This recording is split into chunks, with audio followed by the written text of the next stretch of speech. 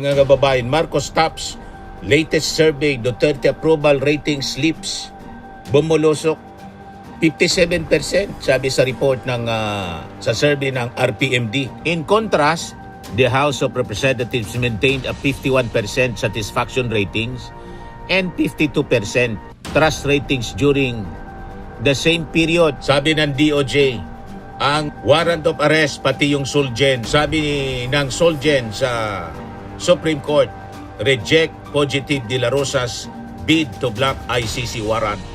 Sabi, may render plea for TRO moot in academy. Tama po, kasi ano pa man iti-TRO na pinatakas na ng mga senador si Bato De La Rosa. Ang dapat gawin, manhunt, lagyan na ng patong sa ulo itong si Bato De La Rosa kasi puganti na siya. Fugitive. Nagbabagang mga balita at pagtalakay sa mga isyu ng lipunan. Bulsa! Opinyon, banat at paglalantad sa katotohanan. Bulsa! What you see is what you get. You decide. Ito po mga kababayan, si Dante Maravillas. O hindi lang po mga kababayan si Sara Duterte ang bumagsak, bumulusok yung trust rating. Kundi po pati yung Senado mga kababayan, biglang bumagsak yung trust ratings. Habang yung ating Pangulo tumaas. Ayan o, Senate trust ratings plunge after leadership change. Ayan o, kitang-kita na mga kababayan. Marcos tops latest survey, Duterte approval rating slips, bumulusok 57% sabi sa report ng sa survey ng RPMD. Yung trust ratings ng ating Pangulo, in approval ratings of 58%. Si Sara 54% na lang mga kababayan. Pabagsak ng pabagsak ang trust ratings mga kababayan kay Sara Duterte. Pati yung Senado, bumulusok na po, bagsak. Ito yung sinasabi natin na sinking boat ang Duterte brand mga kababayan. At nadamay ang Senado dahil sa kanilang mga ginawang katarantaduhan. Sabi dito sa report ng Manila Times, public trust in the Senate sharply declined following its recent leadership shake-up, while confidence in the House of Representatives remained steady after it impeached Vice President Sara Duterte. The latest nationwide survey conducted by Tangari showed the non-commissioned survey conducted from May 12 to 13 found that satisfaction with the Senate dropped to 29% na lang. Mula po sa 44% dati. Recorded during the same period in 2025. Dissatisfaction with the chamber climbed to 51%. A large majority of respondents, or 83%, believe the recent Senate leadership transition was politically motivated. Only 37% expressed support for the leadership change. In contrast, the House of Representatives maintained a 51% satisfaction ratings and 52% trust ratings during the same period. The Tangere said 52% of the respondents supported impeachment while 37% lang ang kontra. Results showed that 52% of the respondents believe Bato de la Rosa should surrender to the NBI. Sa malinaw po, sabay-sabay kayong babagsak. Sinira ninyo yung Senado, masisira din yung politika ninyo. Yan ang malinaw na mensahe nito. Galit ang ating mga mamamayang Pilipino kasi ang ginagawa ninyo, pinatakas ninyo yung pugante na kaalyado ninyo. Inagaw ninyo yung leadership sa Senado, malinaw na politika kasi forthwith si Tito Soto. Natatakot kayo na matuloy ang presentation ng mga ebidensya kasi mahirapan kayo pag nakita yung mabibigat na ebidensya, mahirapan kayong i-acquit si Sara Duterte. Kaya gumawa kayo ng drama diyan sa Senado. Ayan tuloy, nasira yung tiwala sa inyo ng ating mga mamamayang Pilipino.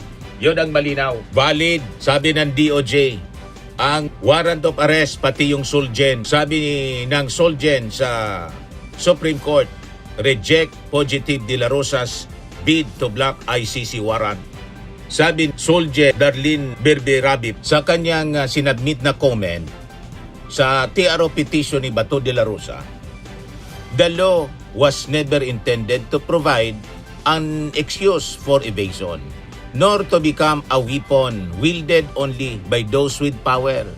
It exists so that even the voiceless dead whose cries never reach a courtroom are not forgotten by justice. No amount of technical reasoning can disguise the absence of justice. Our conscience will know, the nation will know, history will know. Yan ang matino, mga kababayan, na pananaw ng isang matinong abogado ng gobyerno. Hindi yung mga abogado ni Digong, hindi yan mga abogado, mga kababayan ni Bato, puro pagpalusot. Sa bagay, naintindihan na natin, siyempre, i-defend din nila ang karapatan ni Bato de la Rosa. So okay sa kanilang i-defend ang karapatan ni Bato kasi nasa defense sila ni Bato. Ganon talaga. Pero itong mga senador, dapat sila naglilingkod sa ating bayan. Hindi naglilingkod sa kanilang kaalyado sa politika. Tulad ni Bato de la Rosa at ni Sara Duterte sa kanidigong. Kaya galit ngayon mga kababayan yung ating mga mamamayan Pilipino sa pag-agaw ni Alan Peter Cayetano sa Senate Presidency. Pinoslit si Bato, tapos nang makuha yung gusto, tinatakas, bagsak ngayon yung Senado. Sabi ni Attorney Romeo Macalintal, Bato escape may render plea for TRO moot in academy. Tama po, kasi ano pa man iti-TRO na pinatakas na ng mga senador si Bato de la Rosa. Ang dapat gawin, manhunt, lagyan na ng patong sa ulo itong si Bato de la Rosa kasi puganti na siya. Fugitive from justice. Itulad kay Atong Ang. Ganon ang dapat na gawin na ng ating gobyerno, mga kababayan. At si Jumbi Crimolya, kailangan nga ng palitan. Pagtapos ng pagbabawal, yung 1-year ban kay Trillanes, sana Mr. President, kasi dami na ding sakripisyo itong si Trillanes. Baka pwedeng si Trillanes na lang ang gawin po ninyong DIAG Secretary. Pero bahala pa rin kayo kung sino yung gusto ninyo. Pero I think, panahon na para sibakin ninyo po itong si John B. Crimolya. Nilalagay po kayo sa kahihiyan many times na. But anyway, usapan na ngayon, mainit na usapan ang possible counter kudita sa Senado. Sinusulong na po ang leadership change uli bastang matanggal itong si Alan Peter Cayetano. At ang mga matunog pangalan, siyempre si Tito Sen. Tapos lumitaw din yung pangalan ng Win Gatchalian, pero I think baka si Mig Zubiri. Yung nag-abstain mga kababayan, dating Senate President, ito sabi dito sa Abante News, Zubiri itinutulak na bagong Senate President. So tama ito, mga kababayan, hindi na pwede si Bato, hindi na yung lilitaw. So, 13 sila, nandyan si Bato, ngayon 12 sila. Itong si Mix, tapos si JB Ercito, nag-abstain ito mga kababayan. So, sigurado na mga kababayan na matatanggal si Alan Peter Cayetano bilang Senate President. Yung kanyang mga pinagagawa, magbabackfire sa kanya. At yung ginawa nila, nag-caucus, hindi inimbita yung minority. Doon caucus para sa impeachment. Majority caucus lang, hindi all senators caucus. Talagang may masama na pinaplano, mga kababayan. Pag ganon, yan o, kinonfirm mismo ni Erwin Tulfo. It's unfair naman na pagbintangan kami na may kinalaman na kaya kami umalis dahil kami ang may pakana na alam namin we don't have an idea. Hindi kami sinama sa caucus. Yun lang yun, sabi ni Erwin Tulfo. Ganon din yung sabi ni Kiko Pangilinan at saka ni Risa Ontiveros. Ito, tinanong kay Risa Ontiveros kung bakit umalis sila sa Senado noong gabing yon para sa caucus. Sabi ni Alan Peter Cayetano na nagpatawag siya ng caucus nang mangyari yung drama nila doon. Ito, sabi ni Risa Ontiveros. Hindi mo nakapagsabi na umalis po kayo sa Senate kasi merong tulog na nangyayari.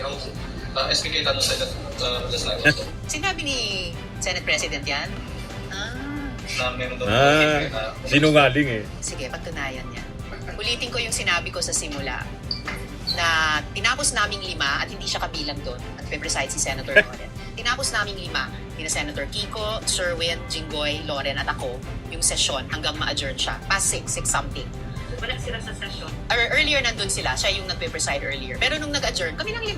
3 minority, 2 majority. So, syempre, anong gagawin mo kung adjourn na yung session? Mauupo ka dyan sa session hall?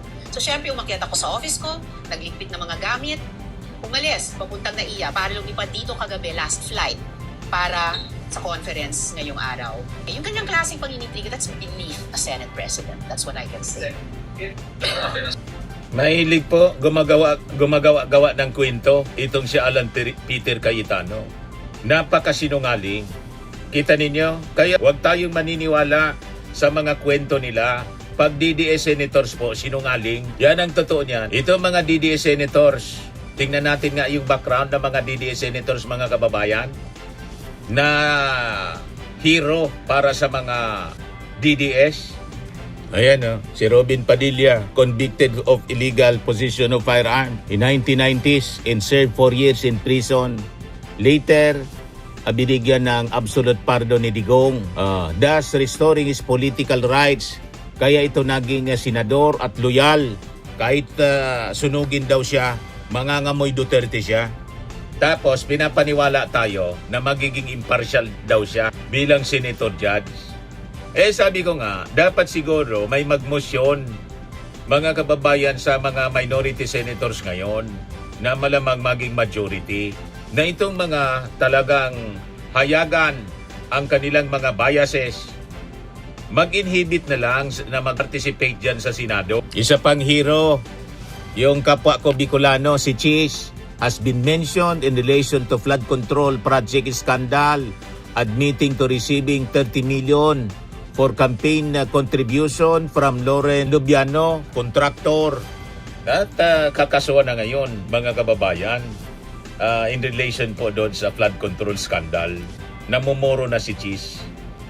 Yung mga insertions at yung testimony po ni Yusek Bernardo na palagi natin pong nami-mention sa mga discussions natin. Hero ng mga DDS.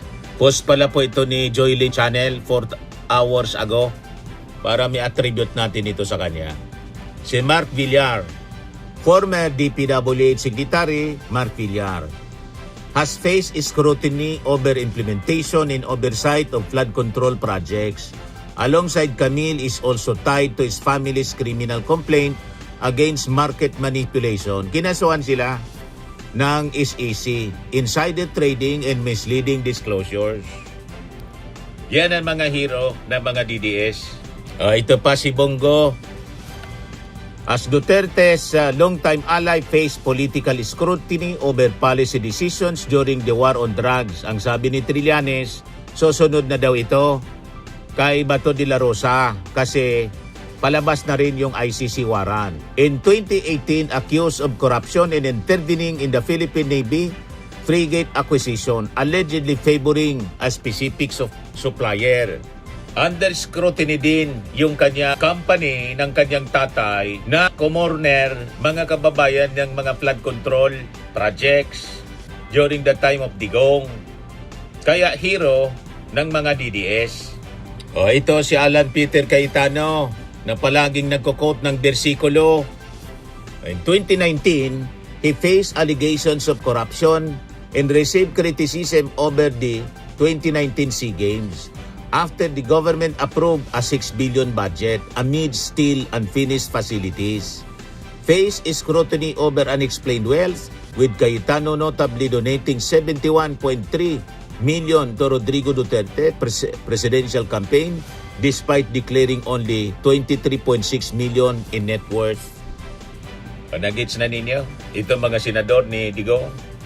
Ayan po ang mga pagkatao. Puro sabit. Ito alam na ninyo. Nauulit-ulit. Sa flood control scandal, sabit din. Si Aimee, a US civil court found her liable in Archimedes Trajano murder case, a case involving the torture and death of a student activist in 1997. Ngayon, ipinagkakanulo yung kanyang sariling kapatid. Magtitiwala ka kay Aimee Marcos? Hinudas, pati si BBM, ang latest na statement niya, yung under siege yung Senado daw. Tapos may inutusan daw si PBBM, mga kababayan na NBI, na mag-serve doon, lusubin yung Senado at gawin ang misyon kahit kung sino ang mamatay. Ganon ito, kadelikado na taong ito. Nasabi ng ating Pangulo, nang siraan siya doon sa INC prayer rally, the woman that you saw on TV is not my sister. Dinisown na ang ating Pangulong Bongbong Marcos kasi siya mismo hinudas ng kanyang sariling kapatid, kinampihan pa yung nagbanta sa kanyang papatayin kay Lisa Marcos na asawa niya at sa pinsang si Martin, na nagbantang huhukayin ang bangkay ng ating dating Pangulong Marcos Sr. itatapon, mga kababayan, sa West Philippine Sea. Doon siya kumampi. Ganon katindi itong si Amy Marcos. Ito si Joel Villanueva, sabit uli sa kickback, sa flood control. Ito si Camille, parehas ng kanyang kapatid. May criminal complaints filed by SEC against market manipulation, insider trading, and misleading disclosures. Ito si Marcolita faced criticism over and declarations, particularly with his 52 million net worth versus 112 million campaign expenses. Alam na natin ito. Inamin niya to sa programa niya sa Net25. Ito naman, in 2012, sabit sa plagiarism complaint filed against her which cited that she plagiarized his privileged speeches on the Proactive Health Bill. She has also faced controversies and criticism for sponsoring Republic Act 11590 or the taxation of POGOs enacted on September 22, 2021. Yan mga kababayan, yung mga heroes ng mga DDS, puro sabit, puro may sabit, mga kababayan. Kaya wag na tayo magtaka kung bakit ganyan. Bagsak, mga kababayan, ang Senado. Wala na dyan si Mr. Maravilla, si Loren. Si Loren po, binakbak. Yan ang latest na balita ngayon. Si Loren, mga kababayan, binakbak. Ikinahiya ng kanyang eskwelahan. Yan o, Loren Ligarda binakbak sa Assumption College Wall of Empowered Women. Tinanggal na po yung kanyang pangalan kasi ikinahiya yung kanyang picture sa Assumption College. O, blanco na. Bakante na, mga kababayan. Sabi dito sa report ng Manila Times. Libiste opts to stay quiet following portrait removal of mother. Kinuna ng reaksyon, sabi ni Libiste, wag daw ako makisawsaw sa mga isyu sa Senado, kung sino ang tinatakot, sino ang mga tinatago, sino ang dinidiktahan ng donors, etc. Tatahimik muna ako.